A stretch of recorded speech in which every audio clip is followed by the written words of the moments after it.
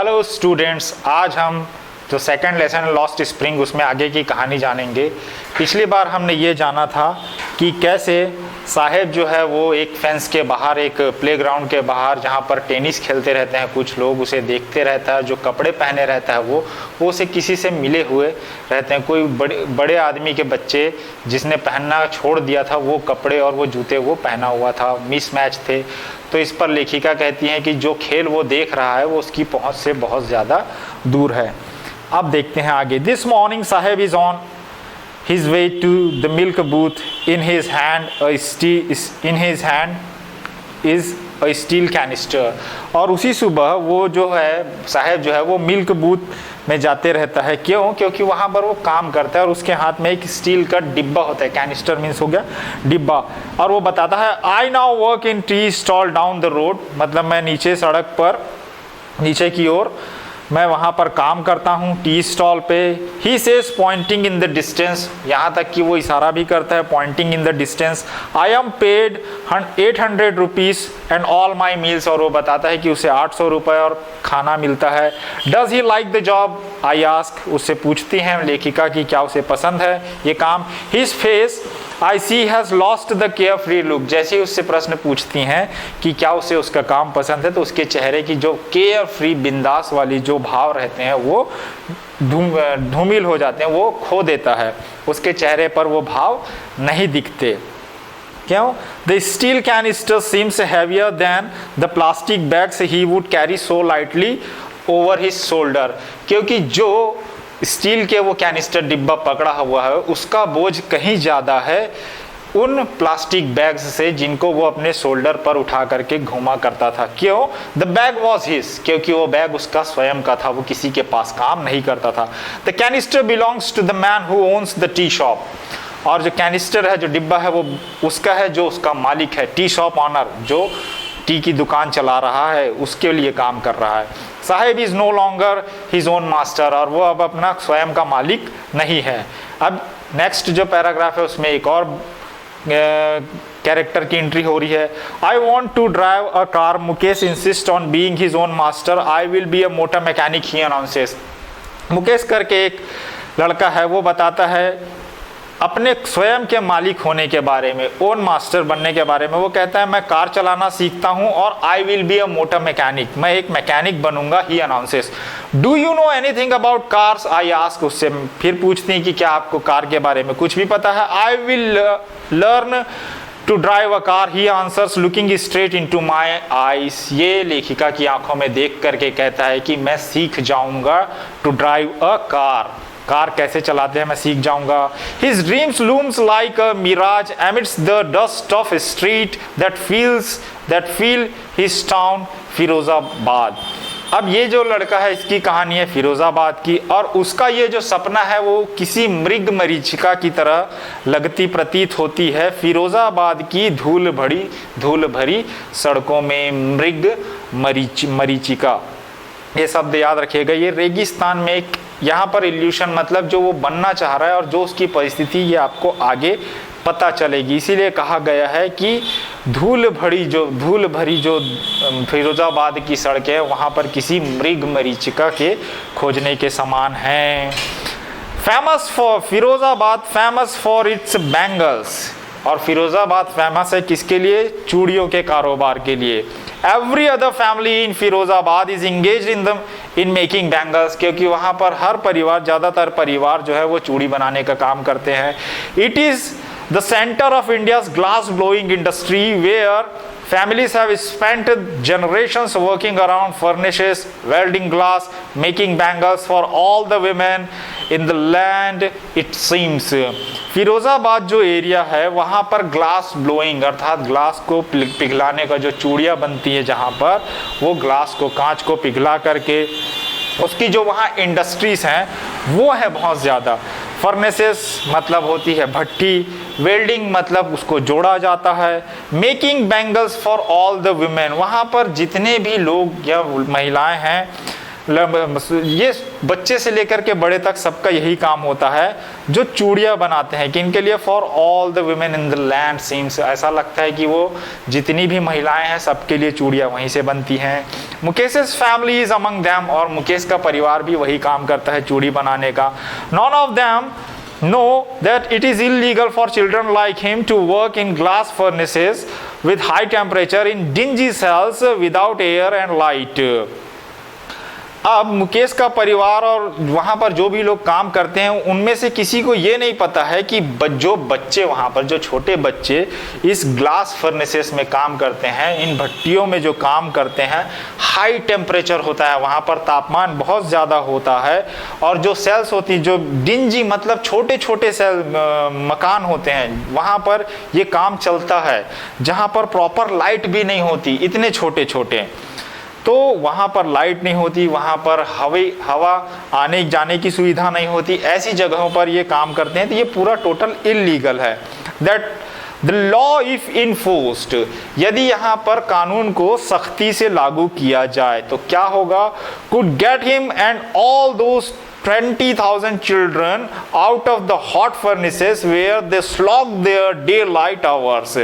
तो यहाँ पर ऐसे 20,000 बच्चे हैं जो काम करते हैं चूड़ी बनाने के इस काम में। तो लेकिन सबसे बड़ी बात यह है कि 20,000 बच्चे, मतलब आप अनुमान लगा सकते हैं कि जिस समय लेखिका ने इस चीज़ को नोटिस किया वहाँ पर 20,000 बच्चे ऐसे थे जो इन भट्टियों में काम करते थे चूड़ी बनाने का। ठीक, slog their daylight hours, slog means they are working, they are doing too much. हालांकि बच्चों को काम नहीं करना चाहिए, बट वहाँ पर कर रहे हैं, ये कहना ये चाह रही हैं। Often losing their brightness of their eyes, और इस तरह की छोटे छोटे डिंजी सेल्स में काम करने की वजह से कभी कभी वो अपने आँखों की रोशनी भी खो देते हैं। Mukesh I beam as he volunteers to take me home which he proudly says is being rebuilt, और मुकेश इनको घर लेकर के जाता है। he volunteers मतलब इनको लेकर के जाता है कहाँ, अपने घर लेकर के जाता है, और बड़े गर्व से कहता है कि इसको रीबिल्ड किया गया है, फिर से बनाया गया है। we walk down stinking lanes choked with garbage, जब ये जाते हैं तो कैसे जगह से जाते हैं जहाँ पर स्टिंकिंग लेन्स, जिन गलियों से बदबू आती है, चोक्ड विद गार्बेज, जो नालियाँ हैं वो चोक हो चुकी हैं कचरे से।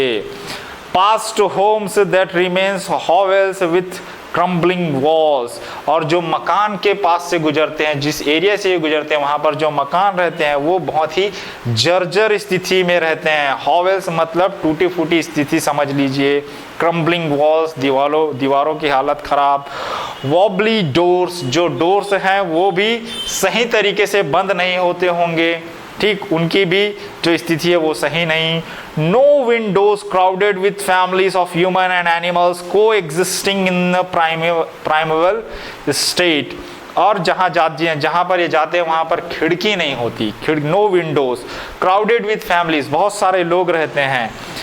ऑफ ह्यूमन्स एंड एनिमल, वहाँ पर जानवर भी रखे हुए हैं इन्होंने पाल करके। ये ऐसा लगता है कि जैसे कि कोई आदिम काल रहा हो, आदि मानव का युग रहा हो, जिसमें मनुष्य और जानवर साथ में रहते थे, ऐसा इनका रहन सहन था। तो जो इनके ना घर अच्छे हैं, इनके आसपास साफ सफाई नहीं है, इनके घर में दरवाज़ों की स्थिति नहीं है, खिड़की नहीं है, तो आप अनुमान लगा सकते हैं ऊपर से फैमिलीज, बहुत ज़्यादा लोग वहाँ रहते हैं। तो इसको आसानी से सोचा जा सकता है कि किन परिस्थितियों में वहाँ पर बच्चे काम करते रहे होंगे। He stops at the door of one such house, bangs a wobbly door, iron door with his foot, और ये एक घर के पास जाकर के रुकता है और दरवाजे को खटखटाता है, ठीक, वो भी अपने पैर से ठोकता है। एंड पुशेस इट ओपन, पैर से ठोक करके उसको खोलता है दरवाजे को। We enter a half built shack, और ये उस मकान में इंटर करते हैं जो कि आधा बना है, मतलब पूरा नहीं है, और सैक मतलब भी जर्जर होता है, याद रखिएगा। In one part of it thatched with dead grass is a firewood stove over which sits a large vessel of sizzling spinach leaves। और जब ये घर के अंदर जा कर के देखते हैं तो उसके एक हिस्से में घास फूस ढका हुआ था, छत पर जो छज्जा रहता है उस पर अटैच्ड मीन्स होता है जो सूखी घास होती है उसको लगा दिया जाता है। और जो दूसरा होता है वहीं पर इज अ फायरवुड स्टोव, वहाँ पर खाना बनाते रहते हैं चूल्हे पर, जिस पर कि एक वेसल ऑफ सिजलिंग मतलब किसी बड़े से पतीले पर, स्पैनिक मतलब होता है आपका पालक, पालक जो रहता है उसको वो पकाते रहते हैं। On the ground in large aluminium platters are more chopped vegetables, और वहाँ पर एक एल्यूमिनियम की बड़ी सी प्लेटों पे कुछ वेजिटेबल्स काट करके रखे हुए हैं। A frail young women is cooking the evening meal for the whole family, और एक फ्रेल मीन्स पतली दुबली सी युवती जो है वो पूरे परिवार के लिए खाना बना रही है। Through the eyes filled with smoke she smiles, और वहाँ पर इतना धुआं है उसके बावजूद वो धुएं की वजह से उसकी आँख में कुछ मतलब अच्छे से दिखाई नहीं दे रहा है, बट फिर भी वो स्माइल करती है। She is the wife of Mukesh elder brother, और वो मुकेश के बड़े भाई की पत्नी है। Not much older in years she has begun to command respect as the bahu, the daughter in law of the house, already in charge of 3 men, her husband Mukesh and their father. और उसकी आयु ज़्यादा नहीं है बट फिर भी उसको कम मतलब वो उस घर की बहू है। और वो 3 men जो लोग वहाँ पर रहते हैं, 3 पुरुष रहते हैं जिसमें मुकेश है और उसके बड़े भाई जिनकी ये पत्नी है, इनकी भाभी मतलब की, और इनके पिता। तो इन तीनों जो व्यक्ति हैं वहाँ पर उसकी लॉ ऑफ द हाउस कहा गया, मतलब घर की देखभाल जो है वो यही करती हैं। Already in charge of 3 men, her husband मतलब उसके पति मुकेश और their father. When the older man enters, she gently withdraws behind the broken wall and brings her veil closer to her face। जैसे ही घर में जो बुजुर्ग व्यक्ति हैं वो अंदर आते हैं तो वो एक दीवार के पीछे चले जाती हैं और अपना घूंघट ला लेती हैं सामने। ठीक, वेल मीन्स होता है घूंघट। Faces before the as custom demands daughter in law must veil their face before male elders, क्योंकि ये हमारी पद्धति चली आ रही है कि जो घर का बड़ा होगा उसके सामने आप महिलाओं को क्या करना पड़ता है, घूंघट लेना पड़ता है। तो उसी चीज़ को लिखा हुआ है as custom demands. Daughter in law मतलब बहू, daughter in law must veil means हो गया घूंघट, देयर फेस चेहरे को ढकते हैं, बिफोर मेल एल्डर्स यदि घर में कोई पुरुष बड़ा आयु में आता है तो। In this case the Elder is an improvised bangle maker, और यहाँ पर जो बड़ा व्यक्ति मतलब जो उसका पति है और जो उसके पिताजी हैं वो बहुत ही गरीब, इम्प्रोवाइज्ड मतलब हो रहा है यहाँ पर गरीब चूड़ियाँ बनाने वाले हैं। Despite long years of hard labours, first as a tailor then bangle maker, he has failed to renovate a house, send his 2 sons to school. और जो उनके पिताजी हैं, ये उन्हीं की बात हो रही है, इतने सालों तक उन्होंने बहुत मेहनत की है। पहले उन्होंने टेलर के तौर पर, फिर उन्होंने चूड़ी बनाने वाले के तौर पर, और इसके बावजूद भी वो अपने घर को रिनोवेट करने में असफल रहे हैं और दोनों बच्चों को स्कूल भेजने में भी असफल रहे हैं। All he has managed to do is teach them what he knows the art of bangle making। और वो यदि कोई चीज़ कर पाए हैं तो सिर्फ एक ही चीज़ वो अपने बच्चों के लिए कर पाए हैं, जो वो जानते थे वो उन्हें बता पाए हैं, the art of bangle making, अर्थात चूड़ियाँ बनाने की जो उनको कला है, जो पता है, वही वो सिखा पाए हैं मुकेश को और उसके बड़े भाई को।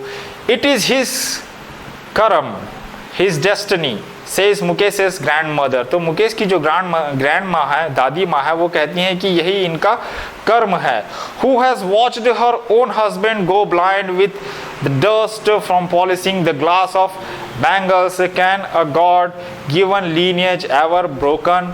और वो जो दादी माँ है वो कुछ बताती हैं कि मुकेश का जो इट इज़ हिज कर्म, who has watched her own husband, क्योंकि जो दादी माँ है उन्होंने देखा है जो उनके स्वयं दादाजी थे, मतलब उनके जो पति थे, वो खुद ब्लाइंड हो गए थे। अर्थात जो मुकेश के दादाजी हैं वो go blind with the dust from polishing the glass. जब ये चूड़ियाँ बनाने का कार्य हुआ करता था तो उससे जो पॉलिशिंग पर जो डस्ट निकलती थी उसकी वजह से वो ब्लाइंड हो चुके हैं। और फिर वो बोलते हैं कि भगवान ने जो हमारे नसीब में लिखा हुआ है क्या उसको चेंज किया जा सकता है। सी इम्प्लाइज, जब वो कहती हैं can a God given lineage ever be broken. अब ये लीनियज क्या है, जहाँ पर इनका जन्म हुआ है, जिस चीज़ से इनको जाना जा रहा है, ये वो कहना चाह रही है। मतलब born in the caste of bangle makers, अर्थात आपका जन्म किस में हुआ, उस परिवार में जिनका काम है चूड़ियाँ बनाना। They have seen nothing but bangles in the house, उन्होंने सिर्फ क्या देखा है, चूड़ियाँ ही देखी हैं अपने घरों पर। In the yard, in every other house, every other yard, every street in Firozabad, मतलब हर जगह, क्योंकि फिरोजाबाद पूरा फेमस ही है इस काम के लिए। ठीक, spirals of bangles, sunny gold, paddy green, royal blue, pink, purple, every colour born out of the 7 colours of the wind of the rainbow lie in mounds in unkempt yards. तो वहाँ पर हर जगह सिर्फ चूड़ियों का जो व्यापार करने वाले लोग हैं उनके घरों में सिर्फ चूड़ियाँ ही चूड़ियाँ दिखती हैं। हमने जो ऊपर पढ़ा क्या, स्पाइरल ऑफ बैंगल्स, ये सब उसी के प्रकार है। Sunny gold, paddy green, royal blue, pink, purple, ये पूरा जत्था का जत्था। मुंड्स मतलब इनको जमाया गया है, यार्ड पर रखा हुआ है। और piled on 4-wheeled hand carts pushed by young men along the narrow lanes of the shanty town। और वहाँ पर कई लोग जब बेचने के लिए जाते हैं तो इसको पूरा छोटी सी जो गाड़ी होती है, हाथ गाड़ी, हैंड कार्ट्स, उसमें इनको लादा जाता है। और देखते हैं कि एक यंग मैन है अलॉन्ग विथ नैरो लेन, जो वहाँ की सड़कें हैं वो भी बहुत छोटी, वहाँ पर से वो खींचते खींचते लेकर के जा रहा है, definitely for selling those bangles. तो वहाँ पर जो लोग हैं, वहाँ पर सिर्फ आपको काम करने वाले भी बैंगल्स मेकर्स मिलेंगे, जो प्रमुख है काम है वो यही है। And in dark hut mates next line of flames of flickering oil lamps sit boys and girls with their fathers and mothers। और वहाँ पर जो अंधेरी कोठियाँ हैं, हट मेट्स हैं, next line of flame of flickering, जहाँ पर ये जलते रहते हैं, मतलब जो चूड़ी बनाने का काम चलते रहता है लैंप्स पर। वो कहना चाह रहे हैं कि जो उनका कार्य है, वहाँ पर लड़के लड़कियाँ सब एक दूसरे के आसपास अपने माता पिता के साथ बैठ कर के ये बनाने का काम करते हैं। Welding pieces of coloured glass into circle of bangles. चूड़ी को बनाते समय, पहले क्या पता आप लोगों ने देखा है नहीं देखा है, चूड़ी जो गोल होती थी उसको सॉल्ड किया जाता था एक जगह से। तो वो लोगों का काम हुआ था कि चूड़ी को जो बना है उसको सॉल्ड करते थे, उसको टाँका लगाते थे, जोड़ते थे। Their eyes are more adjust to the dark than to the light outside. और उनकी आंखें जो है बहुत एडजस्ट हो गई हैं उस माहौल में कि वो डार्क में भी उस काम को कर सकते हैं। ज़्यादा से ज़्यादा जो बाहर की लाइट है उससे भी ज़्यादा वो अपने काम को अंधेरे में कर पा रहे हैं। That is why they often end up losing their eyesight before they become adults. और इस वजह से वो अपनी आँखों की रोशनी खो देते हैं अडल्ट बनने से पहले ही। तो यहाँ पर ये हमारा पैराग्राफ कंप्लीट होता है। तो हमने देखा कि कैसे वहाँ के हर परिवार का काम यही है। हर परिवार के हर घर में आपको चूड़ियाँ ही चूड़ियाँ देखने को मिल जाएंगी। सड़कों पर जो व्यक्ति कार्ट लेकर के जा रहा है वो भी वही काम कर रहा है। सो आप समझ सकते हैं कि कैसा था ये। जो पहला हमने गार्बेज देखा, अब हमने चूड़ियों का जो बात हुई उसको देखिए। अब इसको आगे देखेंगे हम कि what is next. Thank you.